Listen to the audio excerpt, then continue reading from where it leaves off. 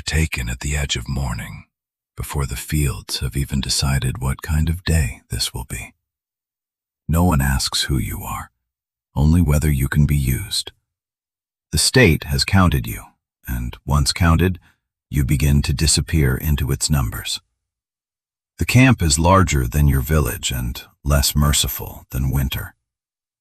You are issued the shape of a soldier before you have earned the right to stand like one. Here, correction travels faster than instruction. The first mark of empire on your body is not honor, it is pain. The line teaches stillness before it teaches war. Weakness announces itself in tiny movements first, and then everyone pays for it. This is how the army binds men together, through fear of each other's failure. You do not yet know how to win, only how not to collapse first. By night, the army stops shouting and starts whispering its true laws. Pain becomes conversation because fear is too dangerous to say plainly. The spear feels less like a weapon than a sentence you have been ordered to carry. Something hardens in you here, not from courage, but from the discovery that kindness has no rank in this place. You stop waiting for mercy, and by morning, the man taken from the village is already harder to find. In a single morning, the army teaches you scale, obedience, and pain. By the end of the first night, fear has not left you. It has simply learned how to stand in line. By the second phase of training, the rain no longer feels like weather. It feels like part of the instruction. Every movement must arrive before hesitation can infect it. Your hands learn pain as a language. The army reshapes you by repetition, not explanation. Precision enters the body through punishment first. Then, for a moment, obedience begins to look like strength. Once the line can hold still, it is ordered to suffer in motion. Endurance is taught without dignity. The weak are not removed, they are simply expected to continue. So you stop imagining the whole march and obey only the next step. Here, collapse is not rest, it is delay. By now, the body obeys because it has forgotten what refusal would look like. Hunger teaches hierarchy with even greater clarity than the cane. Order decides who eats first and how much disobedience costs. In camp, complaint sounds almost identical to rebellion. And everyone learns how quickly appetite kneels before power. You begin to understand that command is not only who speaks, it is who eats. By dusk, exhaustion is no excuse. It is simply another condition under which obedience must hold. A single broken angle can expose the weakness of an entire unit. The sentence arrives before any defense can form. You move before courage has time to become doubt. You learn that leadership begins as public suffering. The first men who may one day follow you are watching whether you break. And when the pain is fresh enough to blur your sight, you correct the line anyway. This is the first time obedience begins to gather around you. The body remembers what the rank has not yet named. Rain, repetition, and pain begin turning your body into something the army can trust. Before you are given rank, the army teaches you how much pain a leader must be willing to make visible. Rank first approaches you quietly, hidden inside routine. The army studies the marks it has written on you and decides whether they have made you useful. Pain has become evidence. You are noticed not for surviving pain, but for making order out of it. The first mark of rank is small enough to miss and heavy enough to alter everything. Yesterday you suffered with them. Today you answer for them. Authority is handed to you faster than obedience. The words feel strange in your mouth because they now carry consequence. Men who once ignored your silence now test your voice. Rank is not secured when it is given. It is secured when doubt meets no softness. The first obedience you receive is not trust. It is calculation. The next test comes where disorder looks small, but spreads quickly. He expects memory to outweigh rank, and in that instant, you see that mercy here is never private. It spreads like weakness. The first man you discipline is one who once stood beside you, not beneath you. The army watches not just the guilty, but the one appointed to judge them. Friendship drops away from you in pieces too small to gather back. From this point on, they will trust your fairness only if they fear your hesitation more. Command reveals itself most clearly when movement begins to fail. One broken piece of wood is enough to threaten the order of an entire road. You are close enough to the failure to act before rank above you even notices it. For the first time, command moves through you without hesitation. Order returns not because the road becomes easier, but because someone makes the decision fast enough. This time, your work is seen before it can be forgotten. The answer comes from another mouth, which makes it matter more. You have not risen far, but for the first time, men behind you survived the road more cleanly because you were there. The army turns visible suffering into its first small reward, and the reward isolates you immediately. Your first real separation from the men comes not through privilege, but through the discipline you are forced to make visible. You are still close enough to the mud to be ignored, but no longer so low that your decisions leave no mark.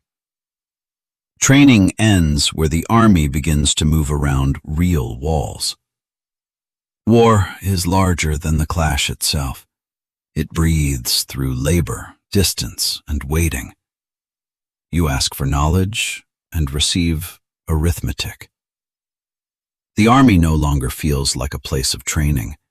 It feels like a machine already feeding. Closer to command, even the air feels more dangerous.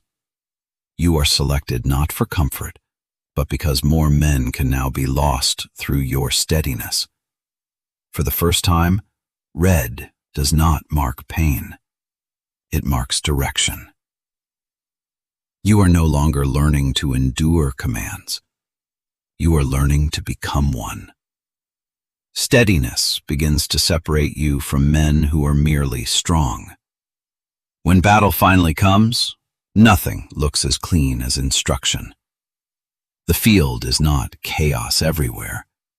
It is organized blindness. One fallen signal can undo more than one dead man.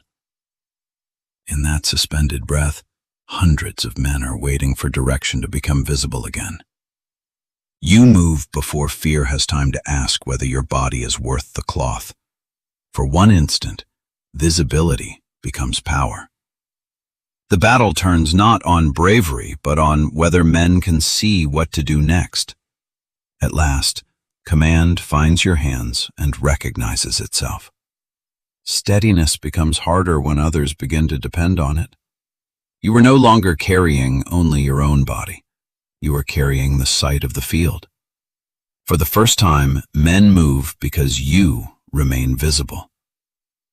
Victory arrives exhausted, never clean. The field remembers what command must now record. The next rank is tied onto you like a clearer burden. Every eye that now respects you also prepares to judge you. You rise because men moved at your signal, and from now on, they may die by it. The first sight of real war teaches that battle is only the visible edge of a much larger machine. You are brought closer to command because steadiness can kill or save more men than strength alone. When the signal falls, the field begins to lose itself, and you run toward the place where sight has broken. The line survives because the signal survives, and the price of being seen is that you can now be blamed from farther away. The campaign reaches a river too wide for confidence and too urgent for delay. Even before the enemy arrives, the crossing begins to fail in the hands. Orders do not soften because the water is stronger than the plan. Everything now depends on keeping movement disciplined at the edge of panic. The first wave leaves the bank carrying too much weight and too much fear. Once the river touches the body, training begins to dissolve. You do not calm panic. You cut through it. The river begins taking men before the enemy earns the right. Here, command must be visible enough to outweigh terror. The crossing is already turning into arithmetic of loss. When the plan fails in water, you redraw it in earth. You stop thinking like a signalman and begin thinking like a commander of loss. For the first time, success requires you to choose who will be spent. Your command begins to separate survival from sacrifice with a clarity that cannot be undone. Chaos starts to narrow the moment structure becomes harsher than fear. The new order holds because men are now being used like anchors. You watch the pattern stabilize and understand exactly what is paying for it. The bravest men here are not charging forward. They are remaining where death is certain. The crossing succeeds in layers, and each layer is built over men the river keeps. You reach the far shore just before time closes its hand. Victory leaves the river carrying the names you cannot stop to count. Dawn does not bring relief. It brings accounting. The river is behind you, but its cost enters the tent with you. Promotion now means learning to ask the question no one wants answered. The next rank arrives not as honor, but as authority over more lives than your memory can hold.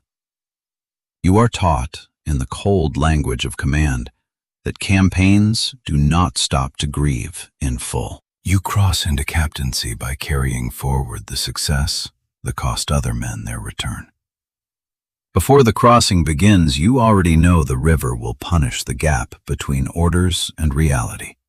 The first attempt to cross teaches you that panic travels faster than water, and both can destroy an army before dawn. You stop managing movement and begin deciding who must be sacrificed so that movement can continue. The crossing holds because some men are ordered to remain where the river will certainly take them. The river gives you captaincy in the same motion that it teaches you how command learns to count loss without stopping. Captaincy begins not with glory, but with counting what may fail beneath you. You no longer look at men as one line among many. You look at them as a structure that can collapse from any weak point.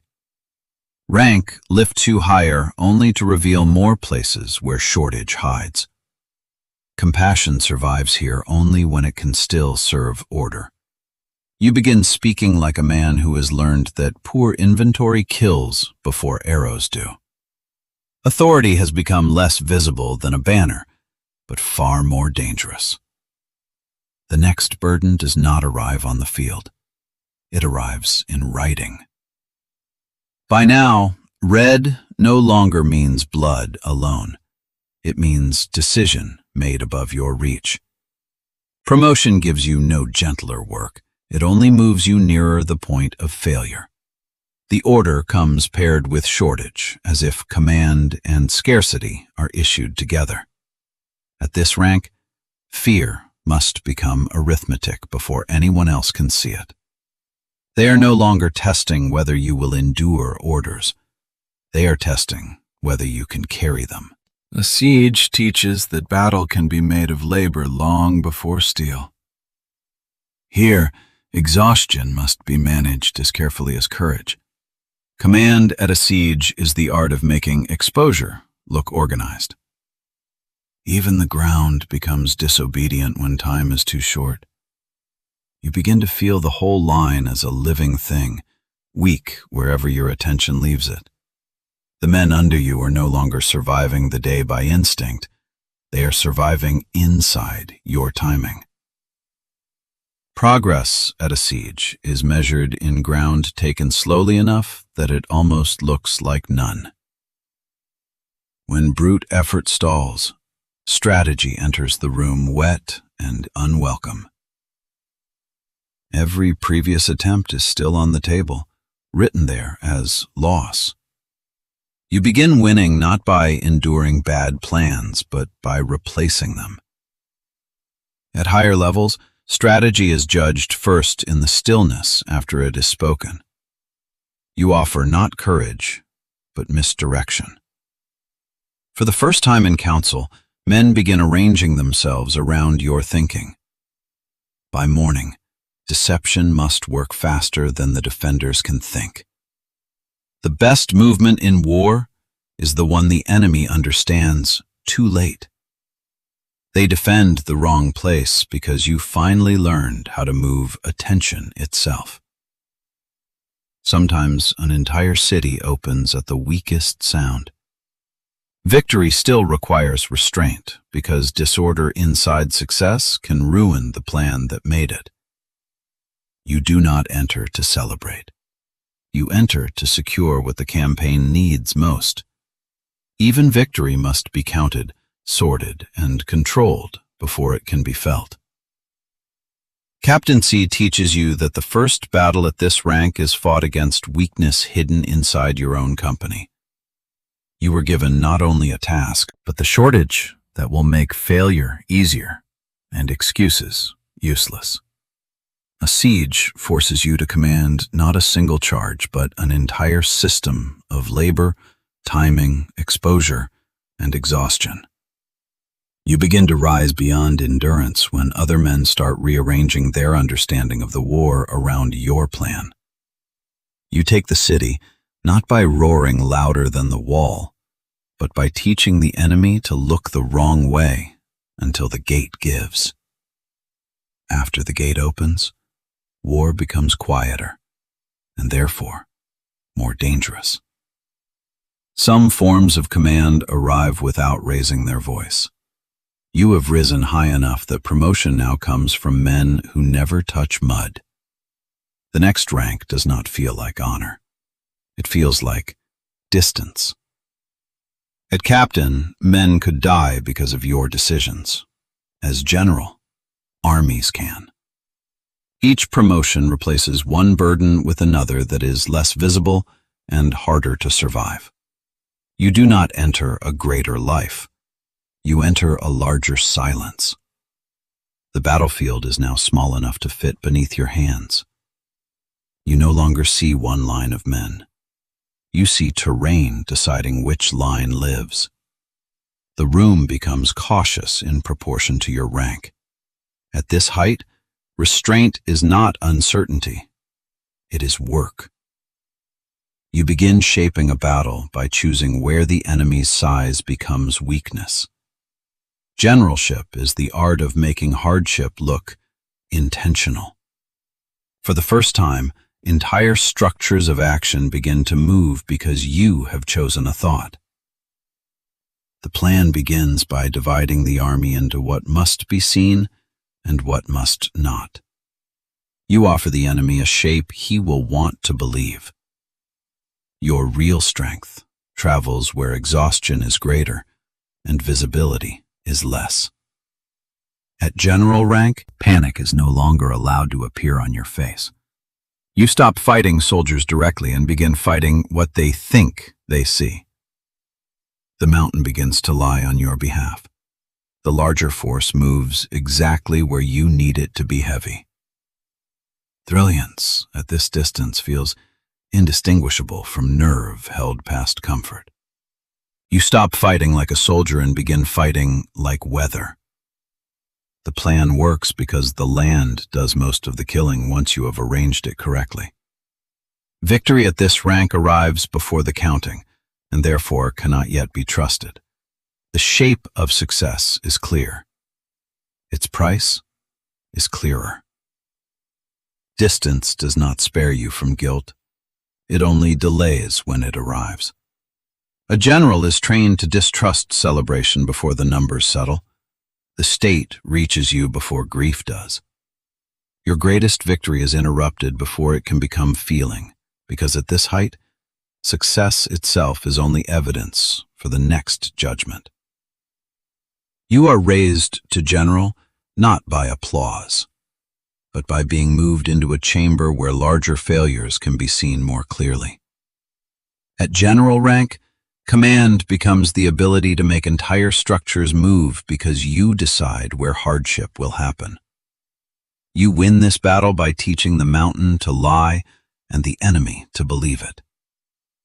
Your greatest victory proves not that you are free, but that the higher you rise, the faster the court reaches you with the next demand. Near the center of power, distance itself becomes part of the ritual. There is no mud here, no shouted line commands, no visible panic. Only control made architectural. The court does not need to raise its voice to make danger clear. You have crossed battlefields more violent than this, but none where a single gesture could wound so cleanly. You learn quickly that silence can also be a rank. The road to the throne feels less like arrival than exposure. The palace reduces even a victorious general to one figure inside a larger design. On the field, enemies moved toward you. Here, judgment waits for you to step into it. Your triumph enters the court not as memory but as evidence. Everything you survived has already been flattened into numbers and sequence. In court, truth matters less than whether power accepts its shape. Every correct answer risks sounding like self-importance.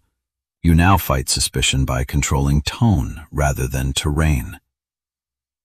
You are nearer the center than ever before, and more exposed because of it. On campaign, hesitation kills men. In court, it kills credibility. After scrutiny comes ceremony, and ceremony proves no kinder. At the highest levels, red becomes less a color than a sentence. The climb through rank ends with a deeper bow than any you made at the bottom. You have reached the summit by making yourself smaller before it. The highest military office does not feel like possession. It feels like transfer of burden. No one here confuses honor with safety. Supreme Command does not release you from the system. It locks you inside its highest chamber. After public honor, the truest words are spoken in hallways. The warning arrives only once the witnesses are gone. The court trusts by necessity, never by innocence. You are reminded at once that the title you earned can also become the instrument of your erasure. At the top of the hierarchy, even wisdom sounds like resignation. The honor is complete, and already it has begun to resemble a noose made of silence, duty, and memory. The closer you come to the throne, the more power is expressed through space, silence, and the control of movement. In the palace, victory is not remembered as feeling. It is examined as evidence, reduced to numbers and tested for traces of ambition.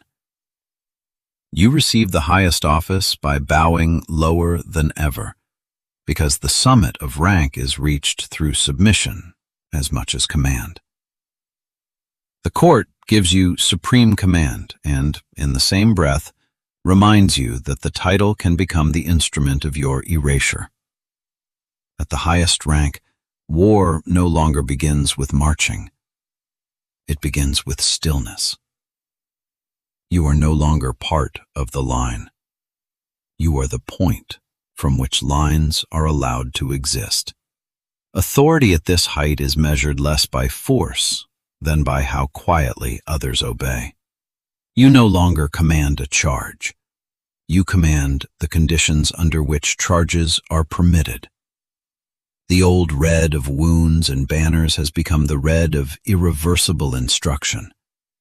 At the summit of rank, movement begins far from your body, and because of it. Your decisions now leave the room faster than thought can take them back. The realm responds not as one battlefield, but as a web of distance, hunger, timing, and fear. Peace at this scale is not the absence of war.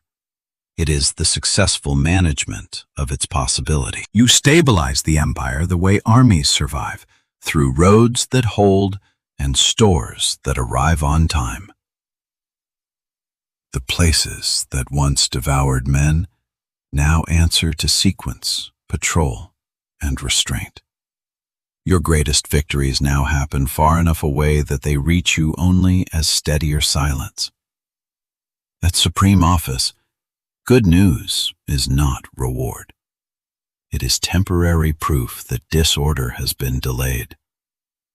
When everyone leaves, the office remains. The ranks are still here around you, preserved in tools, scars, and the ways your hands now rest. The empire no longer looks like territory. It looks like accumulated consequence. Every road recalls a march. Every river remembers a cost. The climb from Conscript to Taiwei can be measured in objects more honestly than in titles. You climbed to preserve a name, but the higher you rose, the less the name mattered beside the office. Power does not end ambition. It reveals what ambition was willing to surrender. The empire stands, but it does not thank you. It only continues. You reach the highest rank and finally understand the cruelest truth of all. The more of the empire you held, the less of your own life remained your own. At supreme office, command is no longer the act of leading men forward yourself. It is deciding which movements may exist at all. Your greatest victories now happen through roads reopening, crossings holding, and silence returning to places that once consumed men. When the hall empties, the whole climb remains around you in objects, and each object remembers a different cost. You reach the highest office and discover that the empire continues, but your own life has been gradually surrendered to the rank that now preserves it.